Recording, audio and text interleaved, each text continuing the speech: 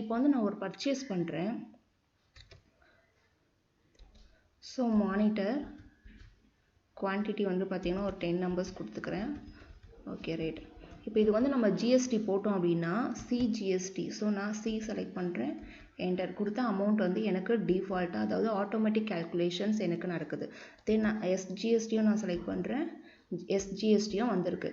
So இந்த மாதிரி வந்து இந்த மாதிரி டிஃபால்ட்டாக ஆட்டோமேட்டிக் கேல்குலேஷன் வரல அப்படின்னு சொல்லி நிறைய பேர் டவுட் கேட்டிருக்காங்க.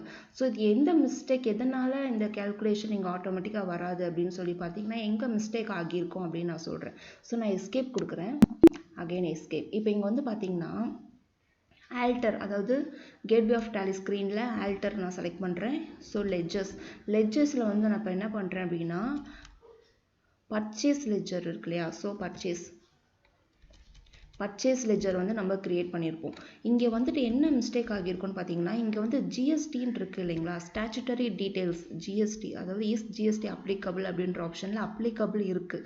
ஸோ இங்கே ஒருவேளை நாட் அப்ளிகபிளாக இருந்துச்சு அப்படின்னா அங்கே வந்து ஜிஎஸ்டி கேல்குலேஷன் ஆட்டோமேட்டிக் கேல்குலேஷனாக இருக்காது. ஸோ இப்போ நான் நாட் அப்ளிகபிள் கொடுத்துருக்கேன். இப்போ நான் வவுச்சர்ஸில் போயிட்டு நான் இப்போ உங்களுக்கு ஒரு பர்ச்சேஸ் போட்டு காட்டுறேன். ஸோ மீடியா ஜோன் அப்படின்ற சப்ளையரை செலக்ட் பண்ணுறேன்.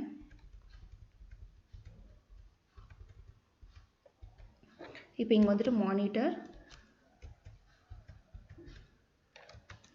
குவான்டிட்டியில் 10 நம்பர்ஸ் கொடுக்குறேன், தென் ரேட்டு. ஸோ இந்த டோட்டலுக்கு கீழே இப்போ நான் என்ன பண்ணுறேன்னா சிஜிஎஸ்டி செலக்ட் பண்ணுறேன்.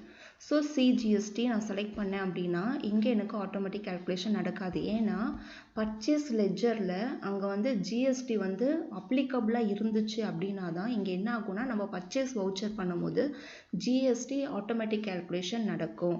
ஸோ இங்கே வந்து பார்த்திங்கன்னா நான் நாட் அப்ளிகபிள் அங்கே கொடுத்துருந்ததுனால இப்போ சிஜிஎஸ்டியும் எனக்கு அப்ளிகபிள் ஆகலை. நான் எஸ்ஜிஎஸ்டி கொடுத்தாலும் அமௌண்ட் வந்து ஆட்டோமேட்டிக் கேல்குலேஷன் நடக்கலை. ஸோ இது வந்து ஃபஸ்ட்டு மிஸ்டேக். அதாவது பர்ச்சேஸ் லெட்ஜரில் இந்த மாதிரி உங்களுக்கு மிஸ்டேக் காட்டுச்சு அப்படின்னா நம்ம என்ன பண்ணிக்கலாம்னா இப்போ நான் மறுபடியும் வந்து அதை கரெக்ட் பண்ணுறேன். ஸோ நான் எஸ்கேப் கொடுக்குறேன். கேட்வே ஆஃப் டேலி ஸ்க்ரீனில் ஆல்டரில் போயிட்டு லெட்ஜர் செலக்ட் பண்ணிக்கலாம். லெட்ஜரில் வந்துட்டு purchase ledger, so purchase select பண்ணிக்கலாம்.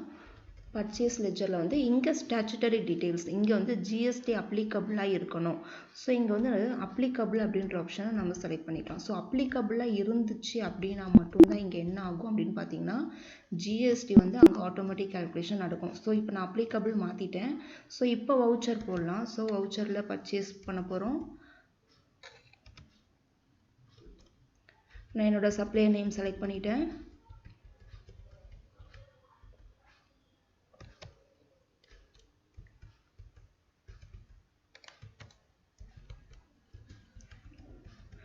டென் நம்பர்ஸ் ஆஃப் மானிட்டர் வந்து நம்ம பர்ச்சேஸ் பண்ணாமல் என்ட்ரி போடுறோம். இப்போ டோட்டலுக்கு கீழே நான் என்ன பண்ணுறேன்னா சிஜிஎஸ்டி செலக்ட் பண்ணுறேன், அமௌண்ட் என்டர் ஆகுது, அதாவது ஆட்டோமேட்டிக் கேல்குலேஷன் நடக்குது.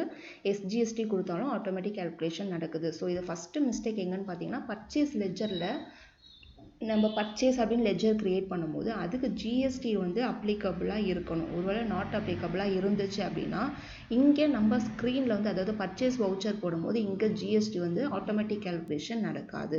ஸோ வேறு என்ன மிஸ்டேக் நடந்திருக்கும்னு பார்க்கலாம். ஸோ நான் இப்போ எஸ்கேப் கொடுக்குறேன். இந்த வவுச்சரை நான் சேவ் பண்ணலை. வேறு என்ன மிஸ்டேக் நடந்திருக்கும்னு பார்த்தீங்கன்னா நான் மறுபடியும் கேட்வே ஆஃப் டேலி ஸ்க்ரீனில் ஆல்டர் போகிறேன். இங்கே வந்து ஸ்டாக் குரூப்பில் வந்து நம்ம என்ன பண்ணியிருப்போம் அப்படின்னு பார்த்தீங்கன்னா ஜிஎஸ்டி டீட்டெயில் அதாவது பர்சன்டேஜ் கொடுத்து நம்ம ஜிஎஸ்டி வந்து ஆக்டிவேட் பண்ணியிருப்போம். ஸோ இங்கே ஸ்டாக் குரூப்பில் வந்து பார்த்திங்கன்னா நான் ஒரே ஒரு குரூப் தான் க்ரியேட் பண்ணியிருக்கேன். ஸோ கம்ப்யூட்டர் அப்படின்ற குரூப்பு. இங்கே வந்து நம்ம என்ன பண்ணுறோம் அப்படின்னா செட் ஆல்டர் ஜிஎஸ்டி டீட்டெயில்ஸ் இங்கே வந்து ஆப்ஷனில் நான் எஸ் கொடுக்குறேன். ஸோ எஸ் கொடுத்தேன் அப்படின்னா இங்கே என்ன ஆகுதுன்னு பார்த்தீங்கன்னா இன்டிகிரேட்டட் டேக்ஸ் வந்து 18% கொடுத்துருக்கேன். எதுக்காகனா நான் மெயின்டைன் பண்ணக்கூடிய ஸ்டாக் எல்லாமே வந்து பார்த்திங்கன்னா எலக்ட்ரானிக்ஸ் அதாவது கம்ப்யூட்டர் ரிலேட்டட் ஸ்டாக் அப்படின்றதுனால இதுக்கு நான் 18% டேக்ஸ் கொடுத்துருக்கேன். ஸோ இங்கே வந்து செஸ் வந்து 0 கொடுத்துருக்கோம். ஸோ இந்த இடத்துல ஒருவேளை நீங்கள் டேக்ஸபிள் செலக்ட் பண்ணலை அப்படின்னா ஸோ நான் இப்போ வந்து இது உங்களுக்கு டிலீட் பண்ணி காட்டுறேன். இங்கே வந்து நம்ம டேக்ஸபிள் அப்படின்னு செலக்ட் பண்ணாமல் அன்னோனில் இருந்துச்சு அப்படின்னா இங்கே என்ன ஆகும்னு சொல்லி பார்க்கலாம். இப்போ நான் வவுச்சர் போடுறேன்.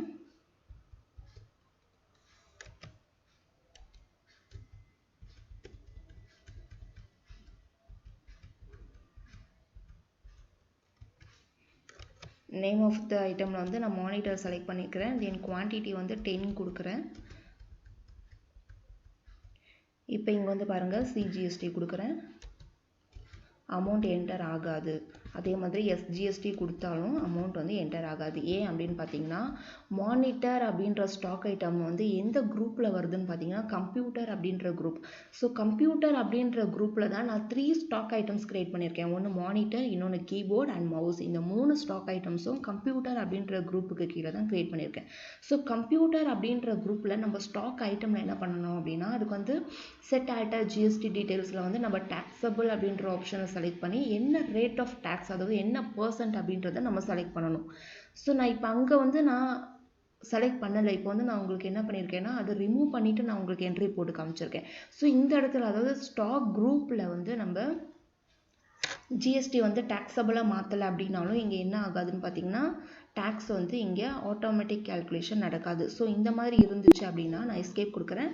நான் மறுபடியும் ஆல்டர் பண்ணுறேன். ஸோ கெட் ஆஃப் டேலி ஸ்க்ரீனில் ஆல்டரில் இங்கே வந்து ஸ்டாக் குரூப் ஆல்டர் பண்ண போகிறோம். ஸோ ஸ்டாக் குரூப் என்னோட குரூப் வந்து பார்த்தீங்கன்னா கம்ப்யூட்டர்ஸ் அப்படின்ற ஒரே குரூப் தான்.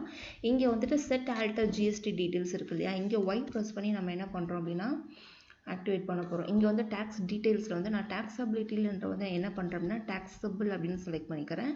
தென் இன்டிகிரேட்டட் டேக்ஸ் வந்து நான் என்ன கொடுக்குறேன்னா 18% கொடுக்குறேன். இப்போ நான் எஸ்கேப் கொடுக்குறேன். இப்போ கெட் ஆஃப் டேலி ஸ்க்ரீனில் நான் வவுச்சர் ஒன்று போட்டு காட்ட போகிறேன். இப்போ வந்து பார்த்தீங்கன்னா பார்ட்டிஸ் அக்கௌண்ட் நேமில் வந்து நான் என்ன பண்ண போகிறேன்னா மீடியா ஜோன் அப்படின்ற சப்ளையரை நான் செலக்ட் பண்ணிக்கிறேன். ஸோ நேம் ஆஃப் த ஐட்டமில் வந்து நான் மானிட்டர் செலக்ட் பண்ணுறேன். மானிட்டர் வந்து குவான்டிட்டி 10 நம்பர்ஸ் கொடுக்குறேன். தென் ரேட் வந்து 5000 ஈச், ஸோ 50,000. இப்போ டோட்டலுக்கு கீழே என்ன பண்ணுறோம் அப்படின்னா சிஜிஎஸ்டி செலக்ட் பண்ணுறோம். ஸோ சிஜிஎஸ்டி அமௌண்ட் வந்து என்டர் ஆகும். எஸ்ஜிஎஸ்டி பார்த்திங்கனாலும் அமௌண்ட் வந்து என்டர் ஆகும். அதாவது நம்ம ஸ்டாக் குரூப்பில் வந்து என்ன பண்ணுறோம்னா 18% அப்படின்னு டேக்ஸ் கொடுக்குறோம். இன்டிகிரேட்டட் டேக்ஸ் வந்து 18% கொடுக்குறோம்.